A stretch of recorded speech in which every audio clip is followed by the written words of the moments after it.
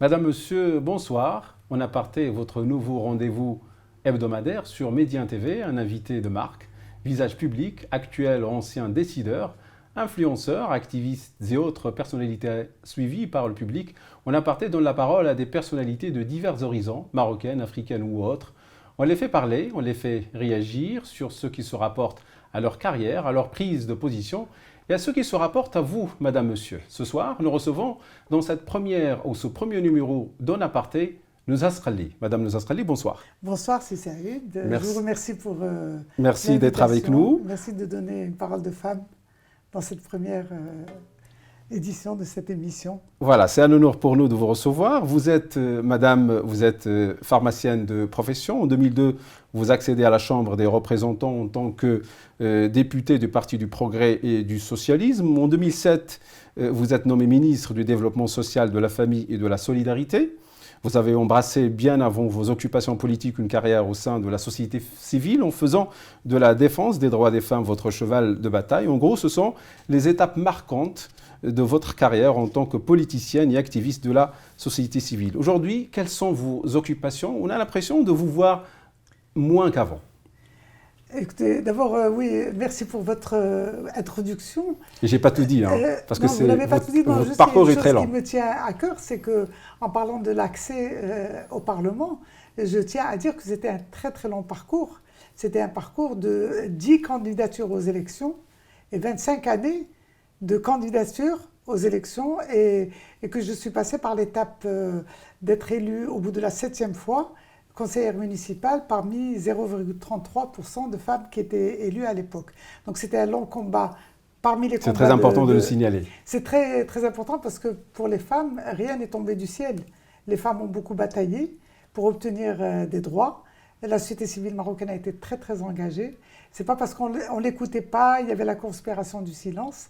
Mais, alhamdoulilah, quand on a commencé à être écouté, il a commencé à y avoir l'accès des femmes aux postes de responsabilité et de décision, puis toutes les réformes majeures qu'on connaît, grâce à la rencontre entre tout ce combat et entre la volonté de Sa Majesté le Roi Mohamed VI. Voilà. Nouzaz Khalli, épouse Bennis, pourquoi ce choix de vous présenter au monde avec votre nom de famille et pas celui de votre mari? Parce que c'est mon identité, et d'ailleurs, je tiens absolument à dire que dans nos traditions marocaines, jamais une femme ne portait le nom de son mari.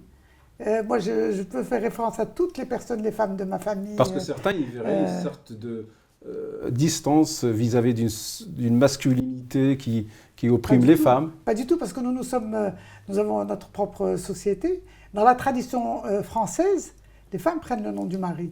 Mais dans la tradition marocaine, il n'a jamais été question pour la femme de prendre le nom de son mari. Et je vous fais remarquer que dans le Code du statut personnel, pourtant de 1957, il était expressément dit que la femme avait son nom, le nom de son père, et que le mari n'avait pas le droit de lui imposer de prendre son nom. Je l'ai lu récemment en relisant ce code, et c'est bon à signaler. D'ailleurs, questionnez un petit peu les dames âgées de votre famille, et vous verrez qu'ils vous confirmeront que nos mères et nos grands-mères n'ont jamais porté le nom de leur mari, quoi. Parlons un peu de votre parcours de militante en faveur des femmes. Qu'est-ce que vos actions ont changé dans le quotidien des femmes marocaines? C'est vrai que vous tenez des discours qui sont très beaux, qui défendent les femmes et leurs droits, mais dans les faits, qu'est-ce que ça a changé? Écoutez, les femmes, pourquoi je défends les femmes? Ce n'est pas parce que j'ai un amour pour les femmes qui serait supérieur à l'amour que j'ai pour les hommes de mon pays. En fait, mon engagement premier était un engagement vers le peuple marocain. Et c'est par amour pour le peuple marocain que j'ai constaté, que j'ai identifié la femme comme étant, c'est-à-dire que si on favorise les droits de la femme et l'égalité, c'est une porte d'entrée extraordinaire pour faire progresser la société et pour permettre que chacun vive dans la dignité et dans le respect de ses droits. Parce que qui s'occupe de la situation des enfants? Qui s'occupe de la situation des personnes âgées? Qui s'occupe des personnes en situation de handicap? Qui a cette capacité de don de soi, d'abnégation, etc., si ce n'est les femmes? Et en passant par le renforcement des capacités des femmes et l'autonomisation des femmes, on permet réellement de changer la société. Alors ce qui a changé, je n'aurai absolument pas l'outrecuidance de vous dire que c'est mon action. C'est l'action, bien sûr, de tout un mouvement pour les droits des femmes, tout un mouvement démocratique. Parce qu'il faut le dire, les femmes elles sont toujours battues, elles sont agressées, elles sont victimes d'iniquités au milieu professionnel. C'est-à-dire que les problématiques, elles sont là et on a du mal à avoir du changement palpable qu'on pourrait constater de visu. Mais si vous voulez, pour évaluer le changement, il faut voir où nous étions, où nous sommes et où nous allons. Donc où nous étions, je peux vous dire que par exemple, quand j'ai commencé à militer, il n'y avait aucune femme, ni au Parlement, ni à peu près dans les conseils municipaux, ni au gouvernement, ni aucune femme en position de prise de décision. Sur le plan du code du statut personnel, le code du statut personnel était tellement injuste que vous n'allez même pas croire si je vous dis que la femme pouvait être mariée par exemple par un simple passant dans la rue, mais elle ne pouvait pas se marier elle-même. Et si je vous dis que la femme n'avait absolument pas accès au divorce, même si elle était battue, même si elle était son mari et prenait une deuxième épouse, elle n'avait pas accès au divorce. Et je passe, parce que le temps ne nous permet pas. Donc, si vous voulez, tous ces changements qui sont intervenus, ce sont des changements majeurs. Mais ça ne veut pas dire qu'on continue sur uniquement les avancées. Notre pays a connu des avancées très importantes. Le Code de la famille, qui a rendu justice aux femmes à ce moment-là, on a été aussi loin qu'on pouvait aller, et c'était grâce au combat du mouvement de la société civile et à la volonté et au savoir-faire et au leadership de Sa Majesté le Roi qui a réussi à faire aboutir cette réforme. Ça a été suivi par le Code de la nationalité, ça a été suivi par des stratégies de lutte contre la violence à l'égard des femmes. Aujourd'hui, nous disposons d'une enquête nationale qui nous dit que 60% des femmes marocaines ont été victimes de violences dans l'année qui a précédé, cette enquête. C'est des informations majeures. Le fait que l'État reconnaisse qu'il y a cette violence et qu'il fait une enquête dessus, c'est très très important. Maintenant, il y a des politiques publiques de coordination entre les efforts du ministère de la Justice, du ministère de la Sûreté nationale, du ministère de la Santé, pour aider les femmes victimes de violences. Pour les femmes en milieu rural, je peux estimer qu'il y a énormément de choses qui ont été faites, mais je peux estimer qu'une porte d'entrée majeure a été l'accès des femmes aussi à la prise de parole publique au sein des communes. Et ça, c'est un combat dans lequel j'ai joué un rôle particulièrement important pendant que j'étais au ministère. Nous avions jusqu'à 2009 0,5% des femmes qui étaient des élus municipaux qui étaient des femmes. Et c'est grâce à un quota qui a été appliqué pour les femmes qu'on a pu arriver à 12,38% de femmes dans les communes. Maintenant, nous avons 20% de femmes élues municipales. Mais cette parole libérée des femmes rurales au sein du conseil municipal, elle est fondamentale parce qu'elle permet d'exprimer les besoins des femmes, mais aussi les besoins des enfants et les besoins de toutes les composantes de la société. C'est une porte d'entrée majeure. Ensuite, nous avons eu la réforme de la Constitution. La Constitution aussi, elle a donné des normes très importantes, égalité, parité, elle a interdit la discrimination et elle a mis en place l'autorité pour la parité et la lutte contre toute forme de discrimination. Mais là où il y a le problème, c'est que juste après la Constitution, il y a eu des élections et il y a eu une très faible participation au vote. Et par la suite, si vous voulez, je tiens à vous dire, un choc que nous avons subi après l'adoption de la Constitution, c'est de voir un premier gouvernement. Et parlons de ces femmes au milieu rural, elles sont quelque part utilisées, exploitées par certains politiciens qui voient qu'un certain vivier électoral, finalement, elles sont beaucoup plus utilisées que vraiment servies en tant que citoyennes marocaines. Bien sûr, mais pour parler des femmes rurales, il faut parler de l'accès à l'éducation, il faut parler de l'accès à la santé, il faut parler des politiques publiques, de l'accès à l'emploi, des femmes actives. Or, moi, je voulais aboutir, de dire le premier choc que nous avons eu après le premier gouvernement après la Constitution, c'est d'avoir un gouvernement avec une seule femme. Alors que le gouvernement précédent, celui de 2007, dans lequel j'ai eu l'honneur de contribuer, c'était un gouvernement nommé par Sa Majesté et dans lequel il y avait 7 femmes ministres, avant la Constitution. Alors ça, c'est une régression particulièrement importante, mais par la suite, il y a eu toute une idéologie. Est-ce que faut-il compter le nombre de ministres femmes pour dire que la situation des femmes au Maroc est... Parce que tout est lié. Vous savez, je vais vous dire une chose. Parce que la situation des femmes, quand vous avez des femmes qui sont en position de responsabilité, ça donne un modèle pour les petites filles. Les petites filles, moi je sais que la période où j'ai été ministre, j'ai rendu visite à énormément d'établissements sociaux, disons, dans lesquels il y avait des petites filles, des écoles, etc., même le préscolaire. Et les petites filles, elles se projetaient, elles disaient, moi quand je serai grande, je veux être ministre aussi. Je voudrais passer à un autre registre. En fait, vous avez certainement suivi le débat sur les relations sexuelles hors mariage, ou cette liberté sexuelle prônée par certains activistes des droits de l'homme. Quelle position est la vôtre quant à ce débat? Écoutez, cher monsieur Saïd, avant de dire qu'il y a certains activistes qui prônent les libertés individuelles, mais les libertés individuelles, elles sont dans la Constitution. La Constitution, elle a été votée par l'ensemble du peuple marocain. Oui, dans la pratique. Également, dans cette Constitution, il est dit que nul n'a le droit de porter atteinte à la vie privée de quiconque. Donc, justement, notre grand problème, c'est que cette Constitution si avancée, qui constitue une véritable charte des droits humains, elle n'a pas été appropriée par les acteurs politiques qui reviennent toujours à nos traditions. Et c'est la faute à qui, selon vous? Écoutez, moi je veux vous dire une chose. Ce que je pourrais dire, c'est la faute aux acteurs politiques. C'est la première réponse que je peux donner. Mais de dire pourquoi nous avons ces acteurs politiques, pourquoi nous n'en avons pas d'autres? C'est parce que nous n'avons pas participé au vote. L'article 490 qui se penche sur les relations sexuelles hors mariage, en fait, je vais le citer, ont puni de l'emprisonnement d'un mois à un an toute personne de sexe différent qui, n'étant pas unie par les liens du mariage, ont entre elles des relations sexuelles. C'est certainement un texte que vous connaissez très bien, mais si vous qui étiez député au Parlement, si on vous demanderait de lui apporter un changement, ça serait quoi? Qu'est-ce que ça donnerait? Je serais totalement pour la dépénalisation des relations sexuelles hors mariage. Il est vraiment lamentable de voir que notre pays a arrêté, en 2018, il y a 14 500 personnes qui ont été poursuivies pour relations sexuelles hors mariage. Le fait de pénaliser les relations sexuelles hors mariage ne tient pas compte des évolutions démographiques de notre pays. Savez-vous qu'aujourd'hui, l'âge moyen du mariage pour les garçons est de 32 ans et il est de 27 ans pour les filles. Donc on se marie de plus en plus tard. Pour quelles raisons? Pour des raisons essentiellement économiques et liées avec le modèle de société, avec le modèle de famille qui est présenté, parce qu'on continue à dire à l'homme qu'il doit prendre en charge la famille, alors qu'en fait la famille doit être prise en charge conjointement par l'homme et la femme. Donc les hommes n'ont pas les moyens, enfin beaucoup d'hommes n'ont pas les moyens de se marier, ils se marient de plus en plus tard, et le résultat, ils ont quand même des besoins, et ils ont aussi bien les filles que les garçons.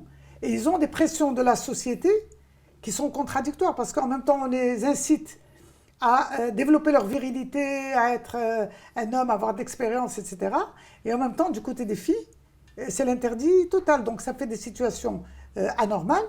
Et en même temps, on ne peut pas demander à une société de rester sur des règles aussi contradictoires et qui font qu'il y a la crise des relations sociales. En tous les cas, j'estime que les politiques sécuritaires au Maroc devraient avoir d'autres priorités que d'aller chercher dans la vie intime des gens et de voir qui a des relations sexuelles avec qui, d'autant plus qu'il y a des contradictions graves. Deux adultes consentants qui ont une relation sexuelle entre eux vont être poursuivis et vont avoir des peines de prison, l'article 490. Mais par ailleurs, vous avez des gens qui vont se marier bil Fatiha.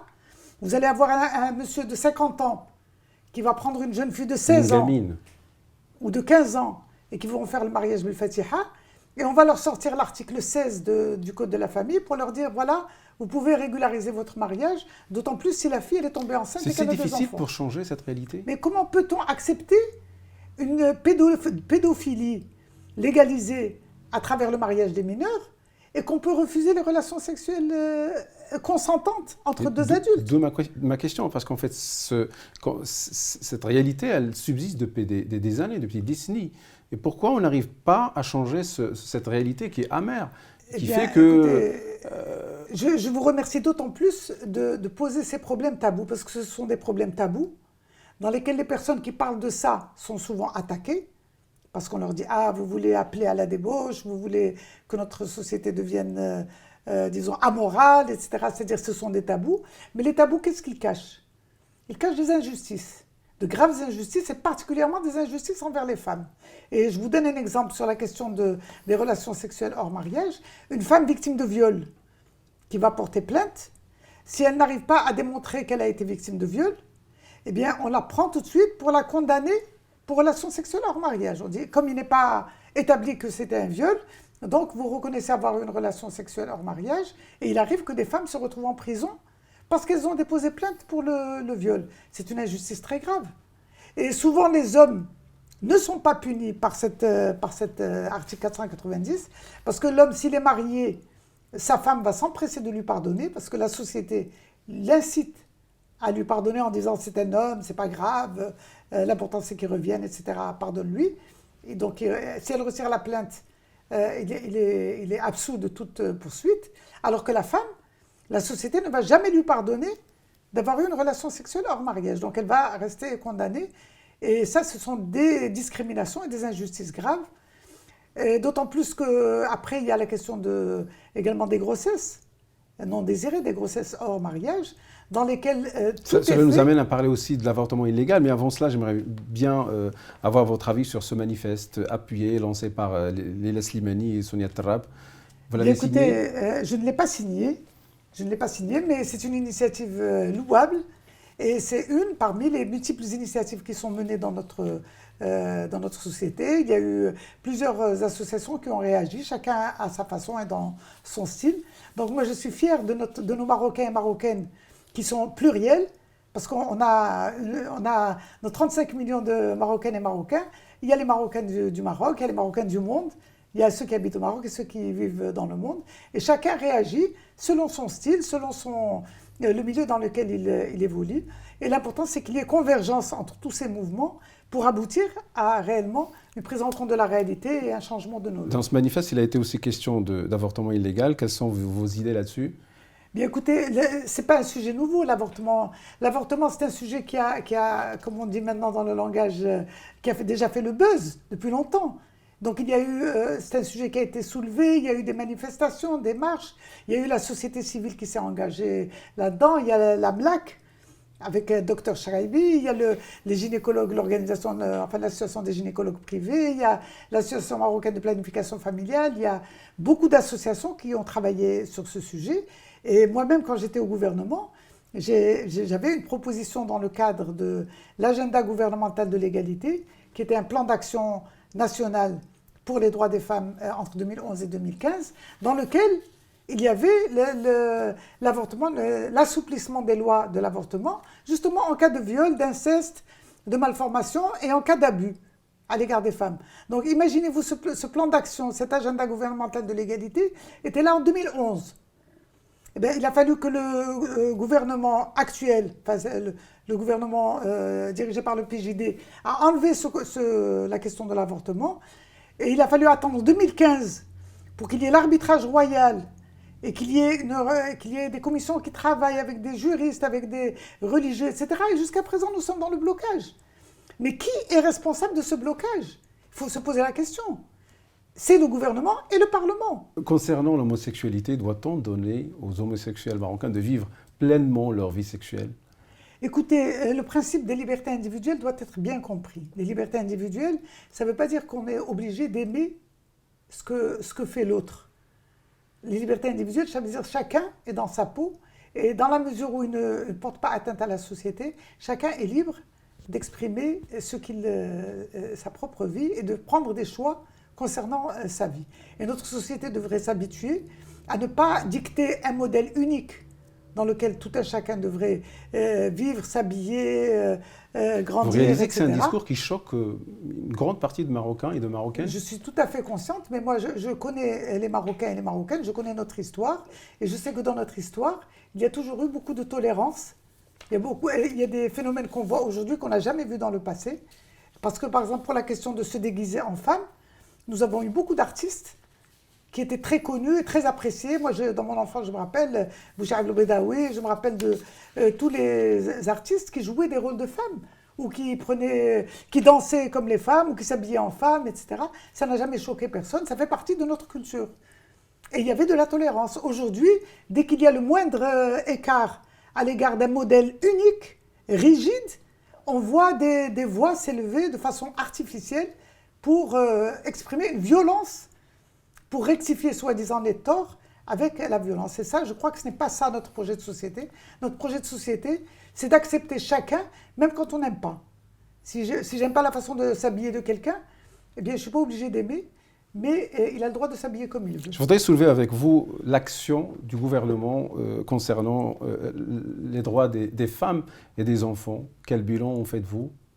Bien écoutez, moi je pense que depuis qu'on a eu un gouvernement dirigé par des conservateurs, il y a eu beaucoup de mal a été fait à la question particulièrement, il y a une idéologie qui a été diffusée, une idéologie négative pour les femmes, particulièrement la fameuse phrase de l'ancien chef de gouvernement qui avait dit que les femmes, ça devait être tsriya dial dar, c'est-à-dire qu'elles devraient rester à la maison. Parallèlement, on constate une régression dans la participation économique des femmes. Dans les années 2000, nous étions à 30% de la population active parmi les femmes. Aujourd'hui, nous sommes à 24%. Et ça constitue un manque à gagner énorme. Et pourtant, c'est un gouvernement qui a amené une loi contre ou sur la violence à l'égard des femmes. Il faut lui reconnaître ça. Parlons-en de cette loi, parce que les conditions pour qu'une loi pareille puisse être vraiment appréciée, il faut qu'elle soit acceptée par la société civile. Pourquoi vous ne l'acceptez pas? C'est pas les associations féminines, parce qu'il y a beaucoup de lacunes dans cette loi. Je vous donne juste un seul exemple. La question du harcèlement sexuel dans la rue. Savez-vous que aussi bien la femme que l'homme peut être poursuivi pour harcèlement sexuel? Ça veut dire qu'on considère... Nous avons la loi tunisienne, nous avons la loi marocaine. La loi tunisienne, c'est toute femme qui peut être victime de harcèlement sexuel. Bon, c'est parfaitement défini. C'est les femmes qui sont victimes de harcèlement sexuel. C'est un vrai phénomène. Là, on vous dit non, ça peut être l'homme, ça peut être la femme. Et dans cette quand même, dans ce texte, il y a quand même des articles qui incriminent le harcèlement sexuel.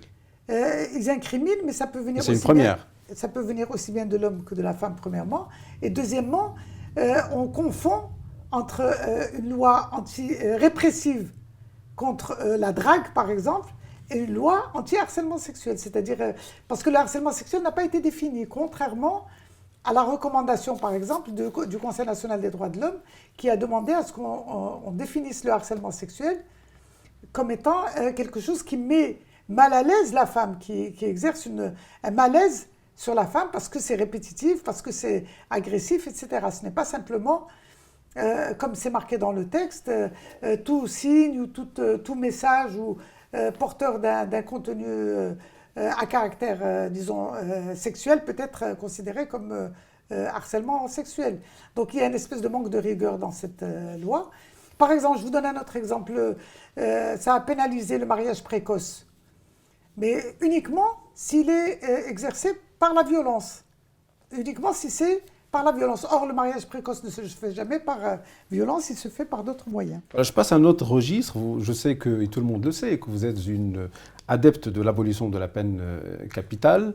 J'aimerais juste vous demander votre avis sur qu'est-ce que vous pouvez répondre à ces familles qui ont perdu un proche et qui a été tué sans pitié par des criminels. Et souvent, ce sont des criminels qui sont récidivistes. Qu'est-ce que vous pouvez leur dire pour pouvoir les convaincre en fait de l'importance de l'abolition de la peine capitale? Tout d'abord, quand une famille a été victime d'un crime, c'est bien sûr une situation abominable et dans laquelle on ne peut que ressentir avec force la solidarité avec ces familles. Mais ce qu'on peut attendre de l'État, ce n'est pas simplement la vengeance par rapport à un crime. Moi, ce que j'aimerais, dans ce cas-là, c'est que l'État puisse assurer la protection et la prévention du crime. Or, la peine de mort n'a jamais dissuadé. Si c'était dissuasif, on le saurait. Au contraire, par exemple, on a des comparaisons aux États-Unis. Les États qui ont aboli la peine de mort et ceux qui ne l'ont pas abolie, c'est dans ceux qui ne l'ont pas abolie où il y a le plus de criminalité. Ce n'est pas le contraire. Et donc, le sentiment de vengeance, il est naturel. C'est pas de la vengeance, c'est de la justice. La justice moderne doit être basée sur la réhabilitation. Parce que rarement le criminel n'est responsable tout seul. Le criminel, il est souvent né dans une ambiance, dans une atmosphère, dans un climat qui favorise justement le fait qu'il soit aussi violent et qu'il devienne criminel. Et s'il y a un criminel, il n'y a pas de raison que l'État, lui aussi, soit criminel, parce que ça ne fait qu'entretenir le cercle vicieux de la violence. Et c'est pas ça. Et il y a les 2/3 des pays du monde qui ont aboli la peine de mort aujourd'hui. C'est une tendance naturelle, comme on a aboli l'esclavage, alors qu'avant on disait que c'était impossible de l'abolir. Eh bien, aujourd'hui, l'abolition de la peine de mort, elle rentre tout à fait dans ce cadre. Ah, je voudrais finir sur le parti qui est le vôtre, le PPS. Est-ce que vous avez l'ambition de prendre les rênes de ce parti? Parce qu'il est clair qu'au jour d'aujourd'hui, il y a des changements qui sont peut-être dans l'air et que peut-être un parti comme le PPS ne pourrait pas trouver mieux qu'une femme comme vous. Écoutez, moi, le PPS, je l'ai dans mon cœur et dans mon... J'ai passé... Ça ne va pas me rajeunir, mais je le dis quand même. J'ai passé presque 50 ans dans ce parti. Donc pour moi, le parti, c'est toute mon histoire, c'est ma vie. Et il n'est pas question pour moi de renier ce parti dans lequel j'ai donné beaucoup et j'ai reçu beaucoup.